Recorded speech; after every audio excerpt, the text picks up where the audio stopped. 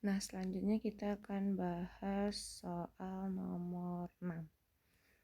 Untuk membelajarkan konsep bentuk aljabar secara berurutan sebaiknya dimulai dari A.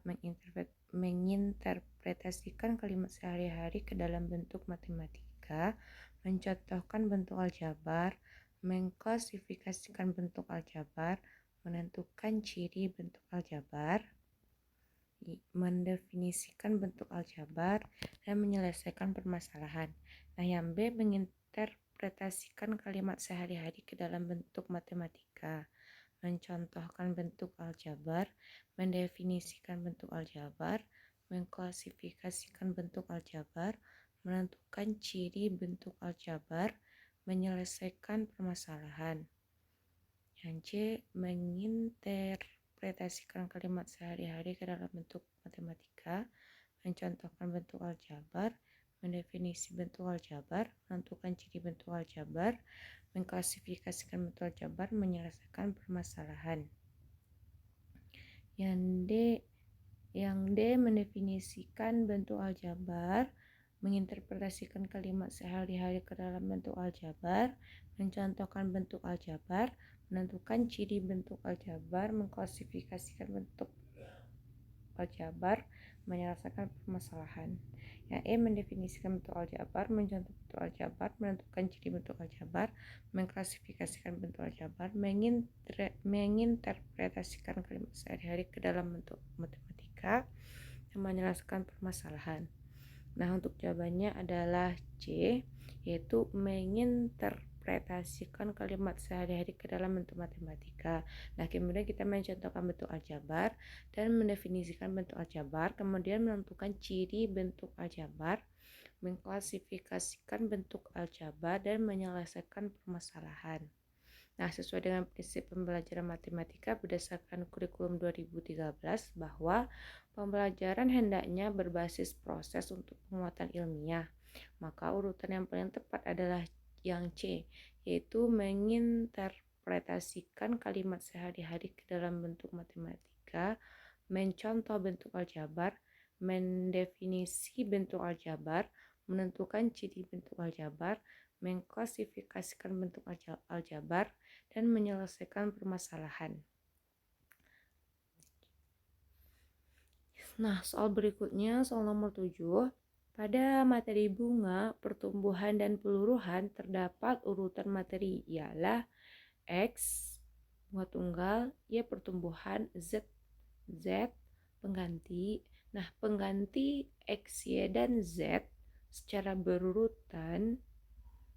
berturut-turut untuk melengkapi urutan tersebut adalah A. Definisi bunga, bunga majemuk, peluruhan. B. Definisi bunga, peluruhan, bunga majemuk. C. Barisan aritmatika, barisan geometri, peluruhan. D. Barisan aritmatika, barisan geometri, bunga majemuk. Yang E. Barisan aritmatika, barisan geometri, dan peluruhan. Nah, untuk jawabannya adalah B, A.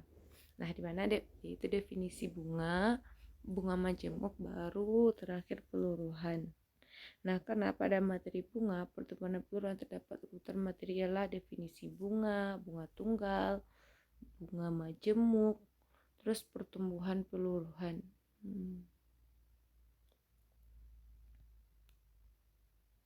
Nah, diketahui tujuan sebuah pembelajaran ialah melalui penugasan kelompok diharapkan siswa dapat menemukan volume kerucut.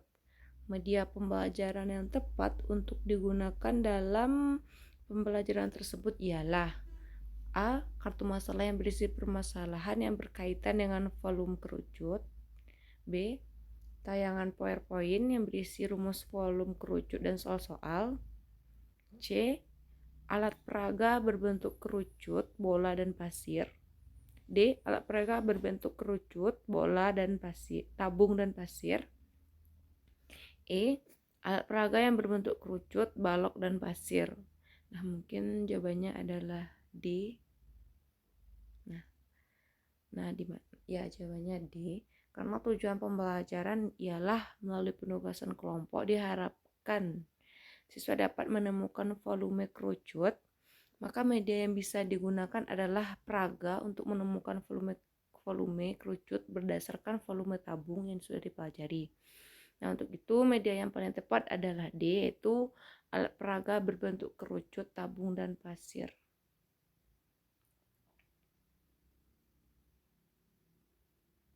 Nah, soal nomor 9. Pada saat memberikan kesempatan pada siswa untuk menanggapi pendapat siswa lain, maka tindakan guru yang paling tepat adalah A. Memberikan siswa berpendapat sesuai keinginan. B. Meminta siswa lain untuk memperhatikan temannya yang berpendapat. C. Memperhatikan pendapat yang diungkapkan. D. Memberikan arahan jika pendapatnya kurang benar.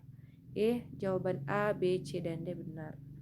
Berarti jawabannya kalau memberikan siswa berpendapat sesuai keinginan tidak bisa. Kalau B, meminta siswa lain untuk memperhatikan temannya yang berpendapat, boleh. Nah, dari kunci jawabannya adalah B. Nah, pada saat memberikan kesempatan pada siswa untuk menanggapi pendapat siswa lain, maka tindakan guru yang paling tepat adalah jawaban B, yaitu meminta siswa lain untuk memperhatikan temannya yang berpendapat. Yang nomor 10. Nah, ketika kegiatan tanya jawab di kelas, beberapa siswa di kelas Bu Kevi mengidentifikasi bahwa jajar genjang merupakan anggota dari himpunan trapesium. Langkah awal yang paling tepat dilakukan Bu Kevi untuk merespon hal ini adalah, kalau yang A, bertanya kepada siswa apa syarat keanggotaan suatu himpunan. B. Bertanya kepada siswa mengapa bukan trapesium yang merupakan anggota himpunan jajar genjang. Kalau C, bertanya kepada siswa apa pengertian jajar genjang dan apa pengertian trapesium. Kalau yang D, memberi tugas kepada siswa menggambar jajar genjang dan menggambar trapesium. Kalau yang E, memberi tugas kepada siswa menuliskan ciri-ciri jajar genjang dan trapesium. Nah, mungkin jawabannya adalah C. Bertanya kepada siswa apa pengertian jajar genjang dan apa pengertian trapesium. Kita lihat, nah jawabannya C.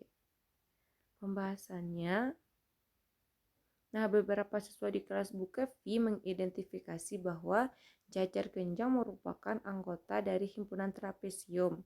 Nah, untuk memberikan scaffolding sesuai dengan kesulitan yang dialami siswa, maka guru harus mengetahui sumber kesalahan jawaban siswa itu apa. Nah, untuk itu jawaban yang tepat adalah C, yaitu bertanya kepada siswa apa pengertian jajar genjang dan apa pengertian trapesium agar masalahnya diketahui. Nah, soal nomor 11. Pada saat siswa berdiskusi tentang banyaknya rusuk pada kubus, kerucut, dan tabung, siswa banyak yang berbeda pendapat tentang banyaknya rusuk, tabung, dan kerucut. Nah, setelah dianalisis, kesalahan mereka dikarenakan berbeda dalam memahami konsep rusuk pada bangun ruang tersebut. Tindakan yang sesuai untuk menangani perbedaan siswa dalam memahami konsep tersebut adalah A. Siswa diminta mengamati benda real yang berbentuk kubus, tabung, dan kerucut untuk menghitung banyaknya rusuk. Kalau B. Siswa diminta mengamati gambar kubus, tabung, dan kerucut untuk menentukan banyaknya rusuk. C. Siswa diminta mengamati alat peraga dan gambar yang berbentuk kubus, tabung, dan kerucut untuk memikirkan apa yang dinamakan rusuk. Kalau D. Membandingkan banyaknya rusuk balok dan kubus. Kalau yang E, guru menjelaskan banyaknya rusuk kubus, tabung, dan kerucut sehingga siswa paham. Kalau menurut saya mungkin jawabannya C, yaitu siswa diminta mengamati alat peraga dan gambar yang berbentuk kubus, tabung, dan kerucut untuk memikirkan apa yang dinamakan rusuk. Nah, tuh kunci jawabannya benar C. Mari kita baca pembahasannya. Nah, saat siswa mengalami perbedaan pendapat siswa tentang suatu konsep tertentu, cara menanganinya adalah menutup yang menyebabkan mereka mengalami miskonsepsi. Pengertian rusuk bagi siswa adalah garis yang membatasi dua buah bidang, sehingga ketika melihat kerucut maka garisnya ada dua. Nah, untuk itu yang benar tindakannya adalah C.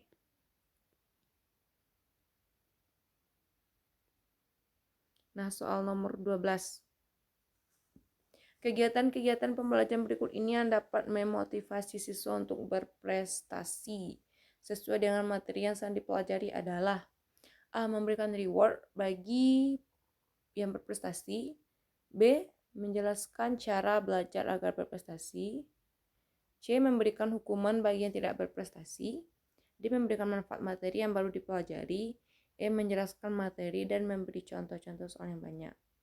Nah, jawabannya adalah D. Karena kalau memotivasi itu adalah kita bisa menyampaikan manfaat dari materi yang akan kita pelajari.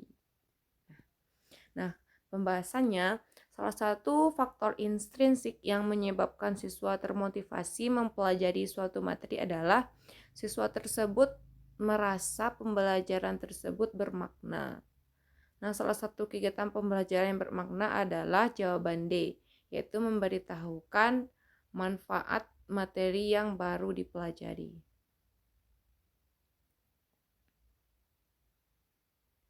Nah, soal nomor 13. Nah, diketahui indikator menyelesaikan masalah yang berkaitan dengan relasi antar himpunan.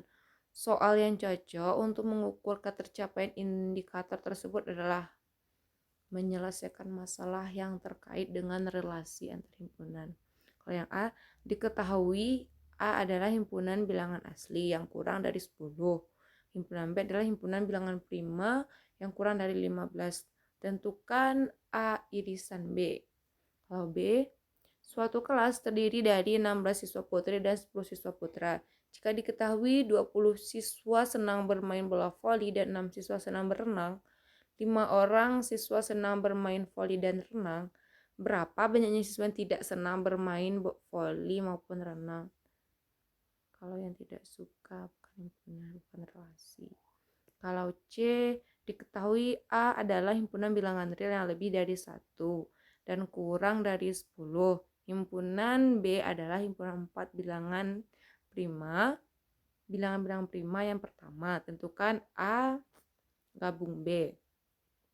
Kalau D, suatu kelas terdiri dari 16 siswa putri dan 10 siswa putra.